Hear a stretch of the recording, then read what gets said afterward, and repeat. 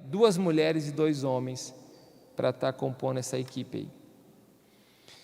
1 Crônicas, capítulo 13.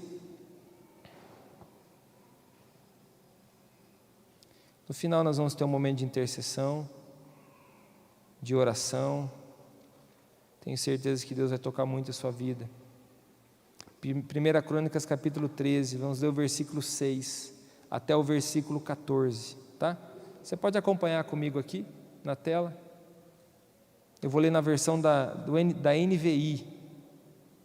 Diz assim: Davi e todos os israelitas foram a Baala, que é Kiriat Jearim, é o nome de cidades, em Judá, para buscar a arca de Deus, o Senhor que tem o seu trono entre os querubins, a arca sobre a qual o seu nome é invocado. Da casa de Abinadab levaram a arca de Deus num carroção novo, conduzido por Uzá e Aió.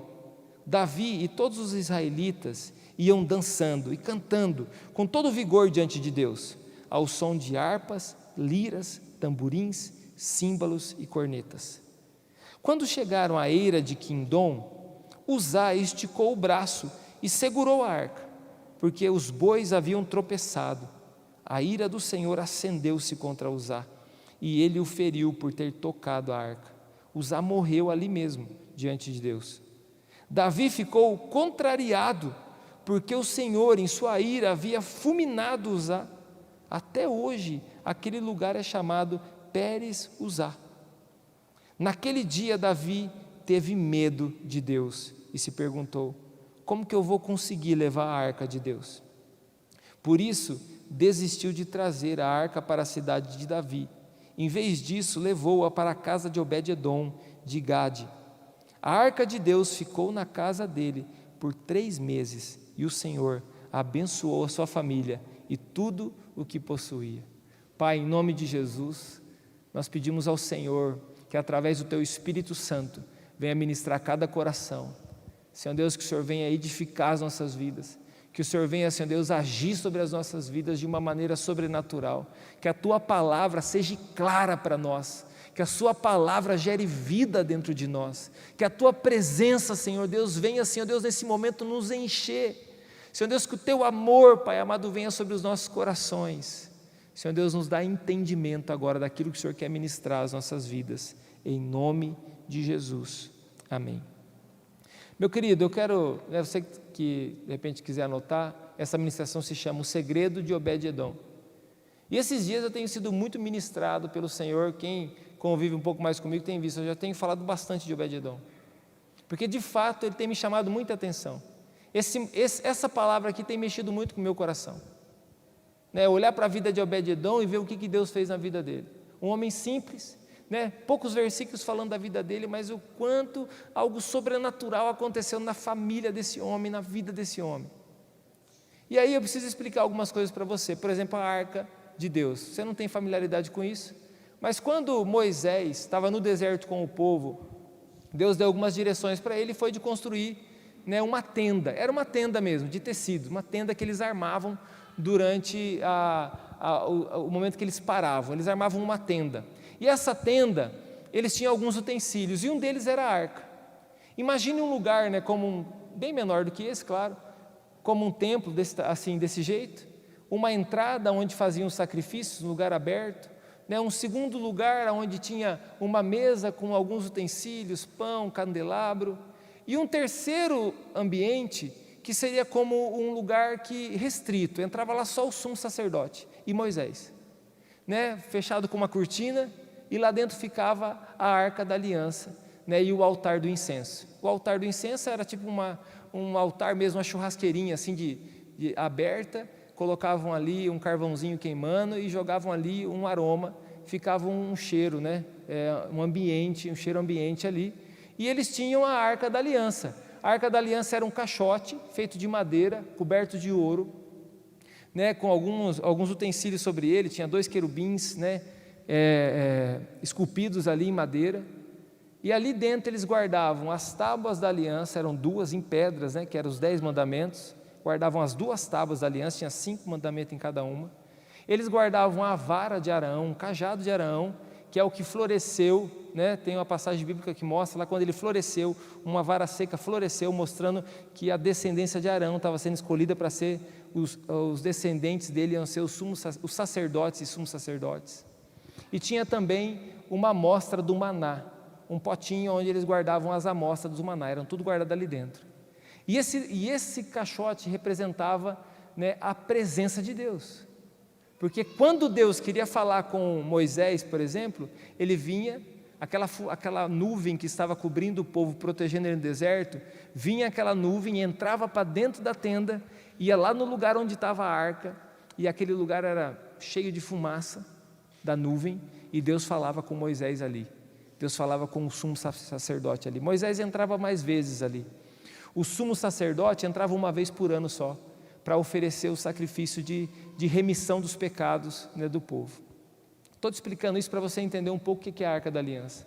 A Arca da Aliança, quando eles então levantavam o acampamento, era um povo seminômade. Quando eles levantavam o acampamento, era a tribo de Levi, né, a tribo de Arão, o grupo de Arão, né, que carregava a arca. Eram pessoas vocacionadas para isso.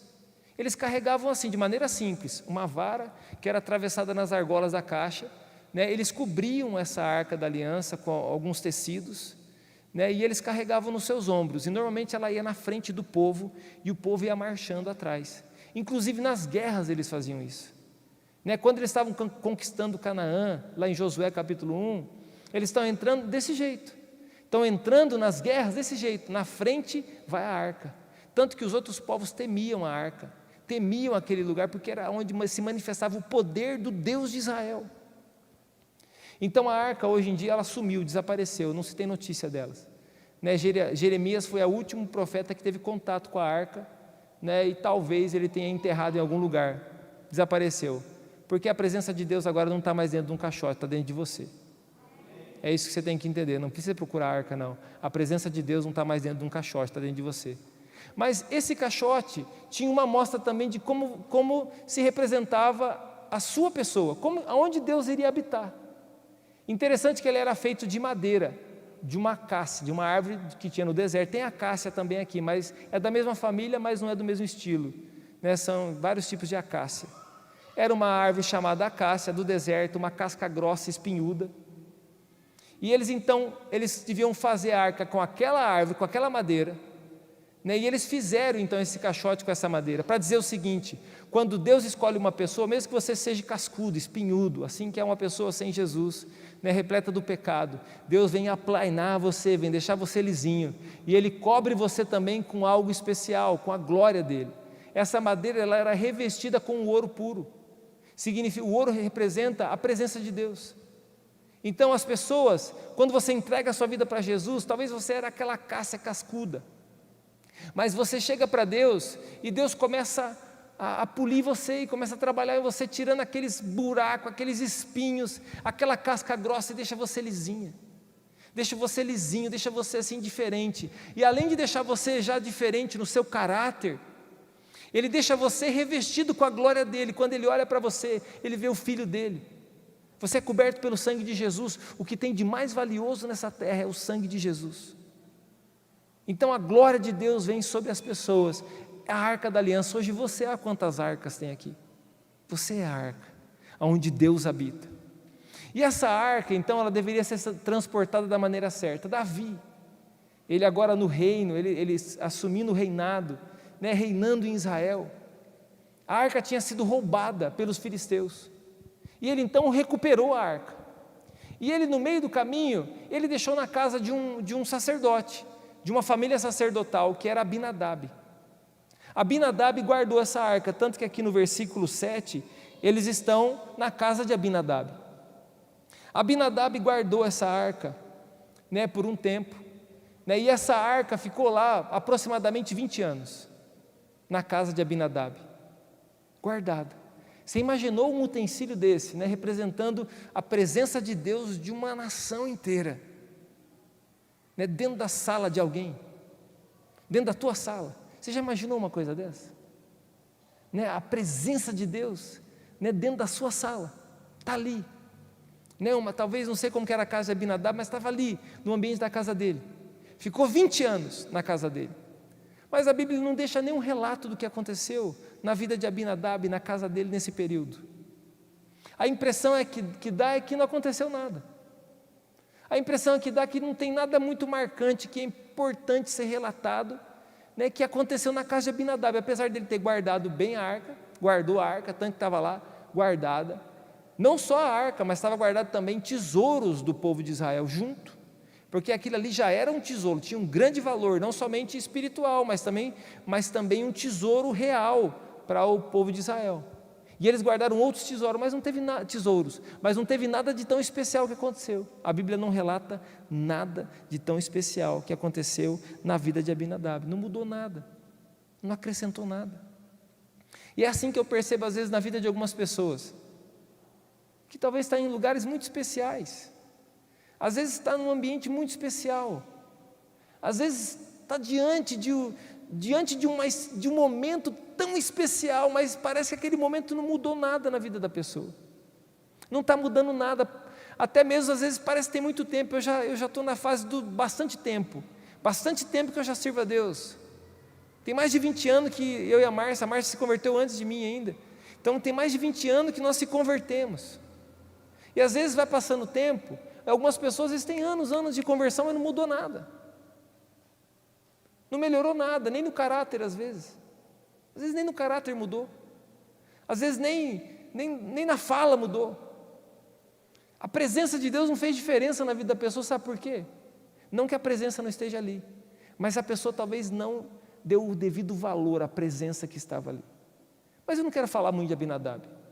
Enfim, Davi foi buscar a arca lá na casa de Abinadab. Só que Davi, apesar de conhecer o Senhor, não sabia lidar muito bem com a presença de Deus, com a arca da aliança. Ele vai buscar, ele vai transportar, e tinha uma maneira certa de transportar. Nesse ponto, Deus não tem como você fazer as coisas certas da maneira errada com Deus. E não tem como você fazer a coisa errada da maneira certa. Existe um jeito certo, um propósito certo, um coração certo para você fazer as coisas de Deus. E eu não estou falando da forma, eu estou falando do coração, principalmente aqui, do jeito. E Davi foi lá fazer. Levou todo um aparato para fazer, um carroção. Imagina o melhor carro que se tem hoje em dia que tivesse para transportar isso. Ele pegou o melhor que Israel pudesse comprar e levou. Um carroção novo. As pessoas foram cantando em volta, e aí de repente acontece um acidente que ninguém esperava. De repente os bois tropeçaram, a arca quase caiu. Uma das pessoas que estavam ajudando a transportar do lado, porque estava numa carroça, foi apoiar a arca para ela não cair, e de repente essa pessoa morreu por ter tocado na arca. A Bíblia fala que naquele momento Davi teve medo de Deus. E a pergunta que eu faço para você é essa: você já teve medo de Deus?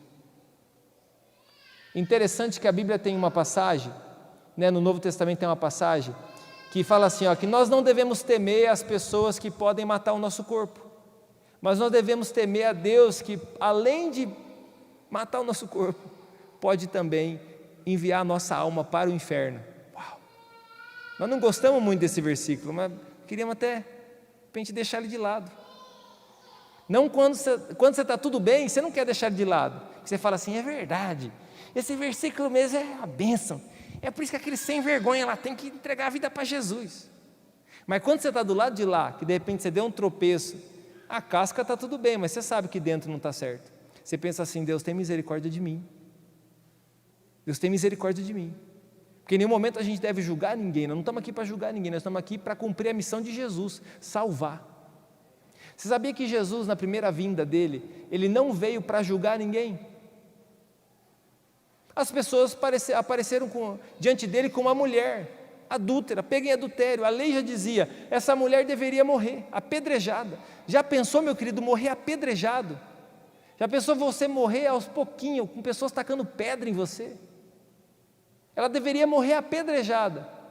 E então as pessoas chegam com ela até Jesus, porque eles querem ver o que Jesus vai dizer, eles querem também pegar Jesus, eles querem apedrejar Jesus, porque se Jesus dizer uma blasfêmia ali, eles iam matar Jesus naquela hora. Fala, Jesus, essa mulher foi pega em adultério, o que nós devemos fazer com ela? E aí Jesus aparentemente não dá a resposta que eles esperam. Mas diz a palavra que ele começa a escrever no chão. Jesus sabia escrever. Começou a escrever no chão. E de repente ele se levanta e ele diz assim: aquele que não tem pecado, falando ali está falando para os fariseus, pessoas religiosas, não está falando para qualquer um. E os fariseus não eram pessoas que ninguém gostava, não, eram pessoas respeitadas. Aquele que não tem pecado, que atire a primeira pedra. E de repente, aqueles homens começaram a largar as pedras, baixaram as suas cabeças e pegaram o caminho da roça.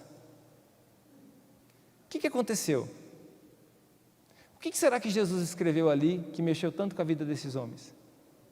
Algumas pessoas chegam a dizer assim, que talvez Jesus começou a escrever aquilo que estava dentro do coração deles, os pecados que estavam escondidos dentro deles. Começou lá, de repente pegou o outro lá que estava saindo com uma mulher escondida e ninguém sabia, e escreveu o nome dela no chão. Cara, como assim? Então escreveu, ali colocou assim, R$1.000, era o que uma pessoa tinha pegado do outro e não tinha se importado. Ou então escreveu alguma coisa lá do passado deles ali, que ele deveria morrer também. Jesus olha para aquela mulher e ele não está dizendo para ela assim, tá bom, isso aí, tá liberta, tá tranquila. Não, ele fala assim, agora você vai e não peques mais. Ou seja, ela estava errada. Havia a culpa do pecado sobre ela, mas Jesus não está ali para julgá-la, Jesus está ali para salvá-la. É a missão dele, ele diz, eu não vim julgar esse mundo, eu vim buscar e salvá-lo. Porém, nessa segunda vinda dele, que a gente não sabe o dia, não sabe a hora, ele virá de outra maneira. Ele já não virá para salvar, porque ele já veio para salvar. E nós estamos aqui, é por isso que é meu incentivo para você, cumprir a sua missão como cristão, porque ele já veio para salvar, mas agora ele virá para reinar, ele virá como um rei, ele virá de uma outra maneira. A segunda vinda dele, ele vai levar aqueles que se entregaram para ele, e aí então os demais serão julgados. Aí sim, julgamento. Aliás, todos nós passaremos por julgamento, mas se você entregou sua vida para Jesus, há sobre você, assim como havia na arca, havia ouro puro, há sobre você agora o sangue de Jesus que te cobre. E Jesus e o Senhor olha para você e ele vê o quê? O sangue do próprio Filho sobre você. Dá um glória a Deus aí. Davi então teve medo de Deus. Isso para dizer para você também que, olha, o rei Davi, que da dinastia dele, da descendência dele veio o Messias.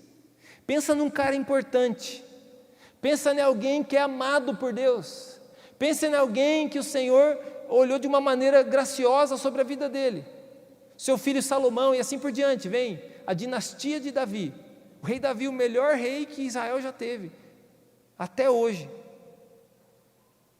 Esse homem também teve um momento de fraqueza, inclusive um momento que ele teve medo do Senhor, não sabia lidar com a presença. E às vezes as pessoas, por não saber lidar com a presença, ou até pelo medo que sente, ou até pelas falhas que tem, elas se afastam do Senhor em vez de se aproximar. Quero lembrar você que as misericórdias do Senhor se renovam todos os dias sobre a sua vida. As misericórdias do Senhor se renovam todos os dias sobre a sua casa, sobre a sua vida. Todo dia que você abre os seus olhos de manhã, a misericórdia de Deus se renovou sobre você. Houve um renovo da misericórdia de Deus, e Deus não está passando a mão sobre a sua cabeça, pelo contrário, Ele está te dando força para esse caminho, para que você possa andar no caminho certo. E Davi parece que até, naquele momento, o que ele faz? A impressão que eu tenho, ele fala assim, o que eu vou ficar com essa arca? Eu? O Uzá morreu, o que vai acontecer comigo? Ele procura uma família da descendência que poderia carregar essa arca mais perto possível e deixa na casa de Obed-edom. Imagina, chega lá, na porta de Obed-edom, Obed-edom não está sabendo de nada, você não está sabendo de nada, e de repente fala assim, o seguinte, a arca da aliança vai ficar na sua casa aqui. Por que não? É porque a gente gosta de você, é melhor que ela fique aqui. Ele está com medo de morrer, fala assim, é melhor que fique aqui na tua casa. Agora imagine o coração de Obed-edom.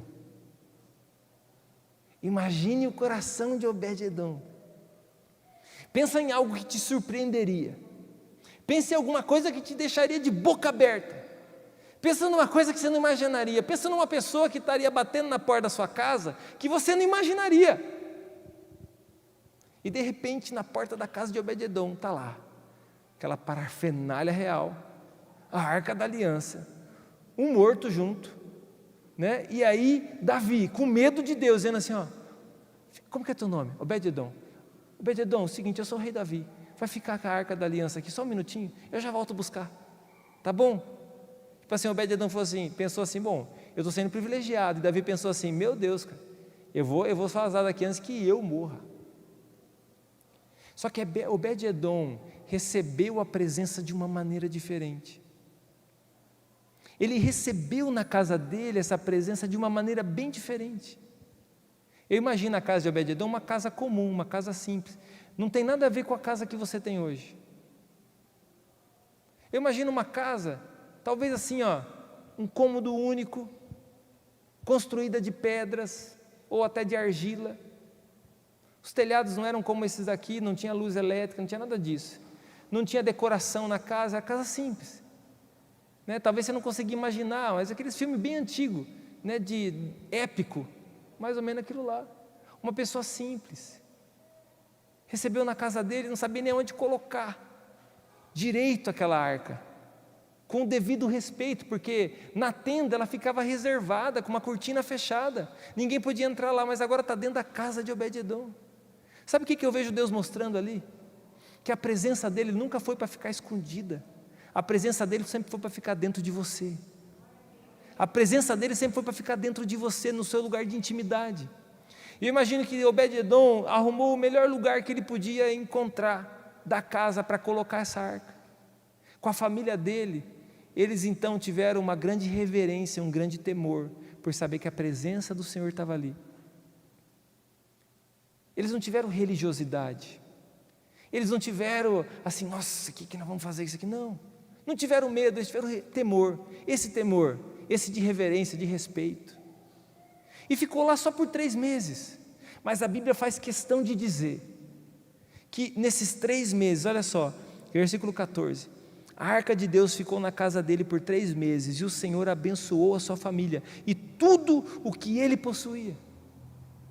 Por que aconteceu isso na casa de Obed-edom, e por que não aconteceu na casa de Abinadab? Por que na vida dele foi diferente? Por que agiu de uma maneira diferente? Eu quero lembrar de uma história, até quando o Júnior ministrou, ele falou dessa história. O fariseu e o publicano. Jesus inventou essa história para ensinar uma verdade. Falou assim, ó, um fariseu e um publicano foram orar, foram no templo orar. Chegou o fariseu, representando toda a religião, um cara que todo mundo respeita, e ele começou a orar, obrigado Senhor, porque o Senhor é bom, e aí começou a se gavar na oração, do jejum que ele está fazendo, da oração que ele está fazendo, do quanto ele é melhor do que aquele outro. E de repente o publicano, que sabia da condição dele, sabia quem de fato ele era, mas esse publicano começou o quê? Senhor, tem misericórdia de mim, porque eu sou pecador. A primeira coisa que talvez Obed-edom tenha feito ali é colocar a casa em ordem. Falou, meus filhos, nós estamos aqui. Imagina passando um filme na cabeça dele, porque ele conhecia as histórias. Imagina ele imaginando, no deserto, aqueles milhões de habitantes de Israel, né, eles se acampavam em círculos assim, ó. Cada tribo ficava num fecho, e a arca, a tenda ficava no meio, porque a presença de Deus tem que ficar dentro de nós, é internamente, é no lugar principal. Ficava no meio ali, e de repente quando a nuvem se movia e entrava para a tenda, o primeiro a se mover era Moisés. Ele entrava lá para dentro, ele sabia que ele tinha que ir lá.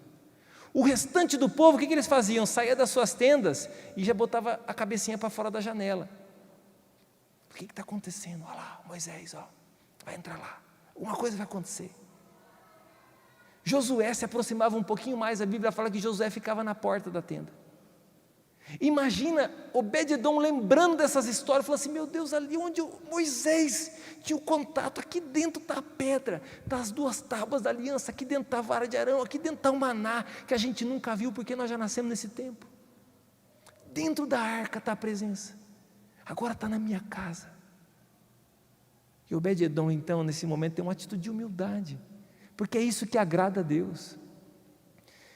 É a atitude de humildade de Obed-edom, está ali, com o coração rendido a Deus. É por isso que eu sempre falo no começo do culto: renda o seu coração a Deus, não para se mostrar para ninguém. Você tem liberdade, você quer se ajoelhar, você se ajoelha, você quer chorar, você chora, você quer vir aqui no altar: Senhor, eu vou me prostrar aqui, eu quero estar nos teus pés. Isso que é a atitude de Obed-edom. A segunda atitude que eu imagino que Obed-edom teve, né, olhando para as coisas que aconteceu com Jesus, eu me lembro daquela mulher, né, Maria, irmã de Marta, irmã de Lázaro, que depois que Lázaro ressuscitou, né, e aí eles fizeram uma janta para agradecer a Jesus. Era o que eles podiam fazer, né? Às vezes a gente pensa assim: como que eu vou agradecer a Deus porque Ele fez por mim?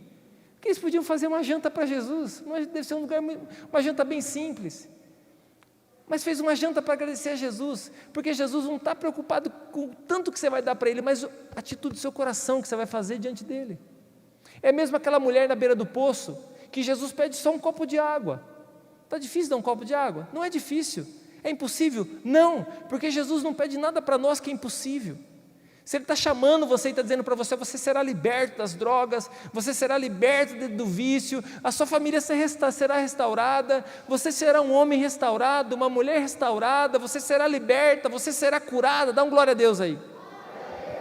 Ele não está te pedindo algo que vai ser impossível para você. Não é impossível para nós ganharmos essa cidade. Se Ele falou que é para a gente fazer discípulos, se é para a gente orar pelas cidades, que é para a gente clamar para que venha mais trabalhadores para a obra, a seara está pronta para a colheita, não é impossível. Não é impossível essa mudança, não é impossível a transformação no seu coração, não é impossível que o Senhor vai nos guardar, nos proteger, não é impossível que Ele vai nos prosperar e nos abençoar, não é impossível. E aí naquele momento então, né, aquela mulher, Maria, ela tem uma atitude extravagante. Ela pega o que ela tem. Ela não pegou o que ela não tem. Ela pegou o que ela tem. Um vaso de alabastro, cheio de perfume precioso. O valor disso, para ela, para a gente entender, é mais ou menos o salário mínimo de uma pessoa guardado durante um ano. É o que valia o que ela tinha. Para ela tinha muito valor. Possivelmente ia ser o pagamento do dote dela, para ela casar. Quando ela fosse se casar, a mulher pagava o dote para a família do esposo. É verdade, pagava o dote para a família do esposo. Era o que ela ia pagar para se casar. Aquilo ali tinha a ver com o futuro dela, ela estava colocando nos pés de Jesus o futuro dela. É assim que você tem que fazer com o seu futuro. Para de querer colocar o seu futuro na mão dos outros. Coloque o seu futuro nos pés de Jesus. E aquela mulher pega o vaso de alabastro e vem, sem imaginar as circunstâncias, as consequências. E ela desperdiça tudo nos pés de Jesus, e aquele cheiro imundo inunda a casa. Enche a casa aquele bom perfume. Imagine que Obed-edom fez isso. A atitude dele foi disso, de rendição. Ele pegou o que ele tinha de melhor, ele fez o que ele tinha de melhor, ele preparou o momento que ele tinha de melhor, ele se entregou da melhor maneira, ele fez o que era possível ele fazer, com o coração rendido ao Senhor, mesmo que os vizinhos, estava todo mundo rodeando, pensando assim: ah lá, Obed-edom vai morrer também. Eu vi Uzá, morreu. Rolou no grupo do WhatsApp da cidade, falou assim: ó, a arca da aliança na casa de Obed-edom, mas o cara morreu, Davi trouxe lá porque o cara morreu. Vai morrer, pode se preparar. Está muito quietinho a casa dele, o que está acontecendo? Chega o vizinho para dar uma espiada. Deve ter morrido, todo mundo. Vai ver, está Obed-edom assim, ó, rendido aos pés de Jesus, adorando o Senhor. E por 3 meses, essa casa foi tão abençoada. Mas o que me chama mais a atenção não é isso. Porque eu já vi muita gente ser abençoada. Eu já vi uma senhora entrar nessa igreja aqui, ó, que não andava, empurrando a cadeira de roda dela. Eu já vi o senhor numa praça, num culto de avivamentos, levantando a sua cadeira. Eu já vi pessoas sendo curadas de câncer. Eu me lembro de uma cura que aconteceu lá em Céu Azul. A pessoa tinha espalhou o câncer aqui nessa região, não me lembro bem direito onde era. Lembro que ela foi sozinha para o altar naquele dia. Deus tocou a vida dela Na semana ela recebeu a notícia, ela estava curada do câncer. Eu já vi casamento restaurar, já vi pessoas se casarem de novo, né? Com a mesma mulher se casar de novo. Eu já vi muitas bênçãos, meu querido. Já vi na minha própria vida tantos milagres. Já vi aparecer dinheiro na conta. Já vi trazer pão na porta da casa. Já vi pessoas orando, intercedendo, e fora os testemunhos que eu já li, que eu já ouvi de outras pessoas. Olha só que impressionante. Se você não viu ainda o milagre, você pode ter certeza que andando com Jesus, sempre você vai ver milagres. Sempre você vai ver.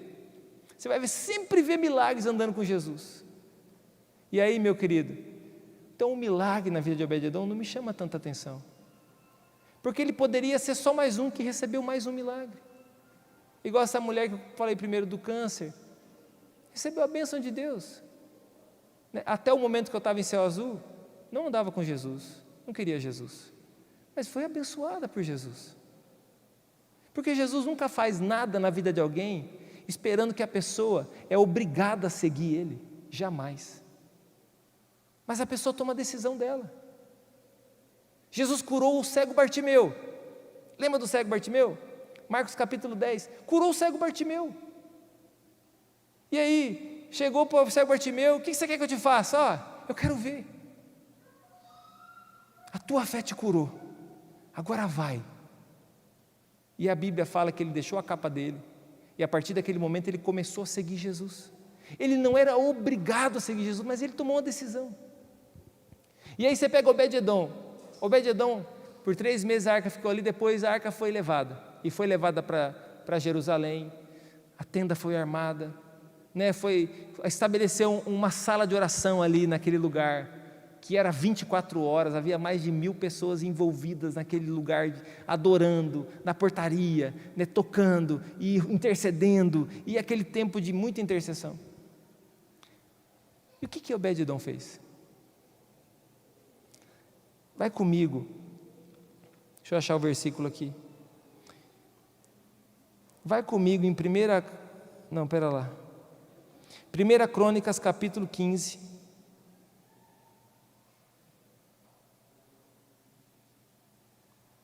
versículo 24. A tenda está lá armada, a arca da aliança está lá, Obed-edom não ficou mais na casa dele, ele não teve como mais ficar, mesmo que ela foi muito abençoada. Deus prosperou ele, Deus abençoou a família dele, mas ele não ficou mais lá. Olha só onde ele está agora, versículo 24, os sacerdotes Sebanias, Josafá, Natanael, Amassai, Zacarias, Benaia e Eliezer deviam tocar as cornetas diante da arca de Deus. Obed-edom e Jeías também deviam ser porteiros e vigiar a arca. Sabe o que ele fez? Ele largou tudo, e ele também foi para Jerusalém. Falou assim: olha, eu estou apaixonado pela presença do Senhor, eu preciso ficar aqui, eu quero me dispor, eu e a minha família. A descendência de Obed-edom, a Bíblia fala que eram 62 pessoas. Ele e toda a sua família foram para servir a Deus. Eles não só foram abençoados, mas eles deram um passo a mais. Eles quiseram estar ali próximo, eles ficavam na portaria, só de olho. E eles pensavam assim, estou imaginando, já teve na sala da minha casa, entrava alguém lá que cantava do lado, lá com as cornetinhas, do lado da arca. Ele falava assim: viu, o melhor jeito de você cantar é o seguinte, tenha um coração rendido, é assim que agrada a Deus. O cara devia olhar e falar assim: você não é o porteiro? É assim, eu sou o porteiro, mas ela já ficou na minha casa, eu conheço ela. Oséias, capítulo 4, versículo 6, diz que o meu povo perece por falta de conhecimento. E quando fala falta de conhecimento, não está falando pelo quanto que conhece a Bíblia, mas pelo quanto que conhece aquele que é o Senhor da Bíblia, aquele que conhece a Deus. Falta de conhecimento de quem? De Deus. O povo perece por falta de conhecimento de quem? Pela falta de conhecimento de Deus. Obed-edom agora está com toda a casa dele servindo a Deus naquele lugar. E aí, a Bíblia na sequência fala assim, o versículo 29. Quando a arca da aliança do Senhor estava entrando na cidade de Davi, Mical, filha de Saul, observava de uma janela. E aconteceu que, ao ver que o rei Davi dançando e celebrando, que era o esposo dela, ela o desprezou em seu coração. Eu vou ensinar essa última coisa para você e nós vamos orar. Davi então está chegando, e agora ele está muito feliz que a arca está chegando, a presença de Deus está chegando em Israel de novo. E aí ele vai fazendo a maior festa, chegada de encontro com Deus. E ele está cantando, ele está dançando, e foi no terreno do inimigo, e foi para lá e vai para cá, e dança, e tudo descompassado. Mical está na janela, a esposa, pensando assim: meu Deus, que vergonha desse meu rei e meu esposo. A Bíblia fala que ela desprezou Davi no seu coração. E aí eu fico pensando assim: meu Deus, que mulher abençoada, né? Tem uma mulher dessa, você não precisa nem de inimigo. Que mulher abençoada. Deve ter dado a maior bronca em Davi na hora que ele chegou. As mulheres de antigamente faziam isso. Davi chegou, falou assim: bonito. Que vergonha o rei de Israel fazendo festa lá na frente. Deixa isso aí para os tocadores de corneta, para os tocadores de chofar. Deixa para os que vão dançar. Agora você, o rei de Israel, o que vai lá na frente da batalha, o matador de Golias, vai ficar lá. Não pega bem para você. Não pega bem para você avivamento, você ficar andando com Jesus, você agora ficar sorrindo. Não pega bem para você agora você ser cristão. Agora você não bebe, você não fuma, você não pode fazer isso. Você pode fazer tudo que você quiser, você não faz porque você não quer mais. A diferença é essa. Agora Jesus está no centro da sua vida. A Bíblia fala que Mical desprezou ela. Eu fiquei pensando, por que Mical agiu assim? Por que Mical estava tão infeliz, que a presença de Deus estava chegando em Israel, e Davi estava tão feliz? Bem feito para ele, porque ele tinha mais de uma mulher. Não é a vontade de Deus ter mais de uma mulher. A vontade de Deus é que você tenha uma princesa só na sua vida, tá bom? Guarda isso no teu coração. Eu fiquei imaginando, Mical, ela nunca tinha visto um homem cheio do Espírito Santo. Mical era filha de quem? De Saul. Mical era filha de Saul, rei de Israel também, o primeiro rei de Israel. O que ela estava acostumada a ver na vida do seu pai? Ela estava acostumada a ver um pai endemoniado e não cheio do Espírito Santo. Ela estava acostumada a ver o pai endemoniado, com inveja de Davi, com inveja dos outros. Perdeu a unção de Deus, mas não está acostumada a ver um homem cheio do Espírito Santo. A presença de Deus, meu querido, e aqui eu quero generalizar, transforma homens e mulheres. Até as pessoas mais íntimas suas, elas não vão te entender. Às vezes as pessoas que mais te amam, às vezes elas não vão te entender. Elas não vão conseguir, elas vão desprezar você. Mas quando elas desprezarem você, não faz assim: mas eu não quero mais ser crente, não quero mais andar com Jesus, porque até as pessoas da minha casa estão me desprezando. Olha lá, ó. É assim mesmo, é desse jeito. Acontece, tem gente que bate palma, mas tem gente que taca pedra. E as pedras de quem não ama a gente pouco se importa, mas as pessoas que nos amam, quando taca pedra, machuca. Agora está lá, Obed-edom, apaixonado pela presença, Davi, apaixonado pela presença. Mical não pôde nem mais ter filhos, por causa disso. A Bíblia fala que Deus tornou Mical infértil, porque daquele lugar, Deus não queria que nascesse mais descendência, Ele queria uma descendência de outro coração. Você está me entendendo ou não? Não seja como Mical, ou você homem ou mulher, mas seja como Davi, seja como Obed-edom. Fica de pé, meu querido. Meu chamado para você hoje, nós vamos ter um momento de oração por cura aqui, mas meu chamado diante dessa palavra para você é a seguinte: não despreze a presença, não seja indiferente com a presença, não espere as coisas mudar para você começar a buscar Deus. Começa agora, começa hoje, faz isso nesse momento. Às vezes você está esperando ser o quê? Ser o rei Davi para começar a buscar Deus? Comece a buscar Deus sendo Obed-edom. De repente caiu de paraquedas no seu quintal, você nem esperava, mas caiu de paraquedas lá no seu quintal. Beleza, trata dessa maneira, trata com humildade, com entrega, com renúncia, com fé. Às vezes você não sabe nem orar ainda direito. Não tem problema, o Senhor Jesus vai te ensinar. Às vezes você não sabe nem como se portar diante da palavra, você não está entendendo nada. Fica tranquilo, a Bíblia fala que o Espírito Santo de Deus te ensinará todas as coisas. Às vezes você não sabe como proceder, você não sabe como mudar de uma circunstância. Fica tranquilo, o Senhor te abrirá os olhos e você verá um caminho claro para você seguir. Mas você precisa dar o primeiro passo, você precisa desejar isso. Então não despreze a presença do Senhor está aqui. Não sou eu que trago a presença, é o Espírito Santo de Deus que traz a presença. Mas o que faz a presença agir na nossa vida, meu querido, são as atitudes de Obed-Edom. É lidar com essa presença da maneira certa, com a reverência certa. E você que está se sentindo tocado por essa palavra, você que quer reagir a essa palavra, talvez você quer reagir sendo Maria, se prostrando a Jesus. Talvez você quer reagir como Bartimeu, vindo aqui com seus olhos abertos, cheio de alegria, eu posso ver agora. Eu não sei como você quer reagir a essa palavra, mas eu quero te chamar para esse altar e eu vou orar por você. Diante de Deus, eu posso afirmar para você, a presença do Senhor está aqui, como estava na casa de Obed-Edom. Se você será abençoado ou não, essa diferença quem fará será você. Se você será tocado pelo Senhor ou não, essa diferença quem fará será você. Quero chamar o Ministério de Louvor aqui para a gente cantar esse último cântico juntos. Enquanto isso, você pode vir aqui no altar. Pode vir, meus queridos. É um tempo de festa diante de Deus, um tempo de entrega,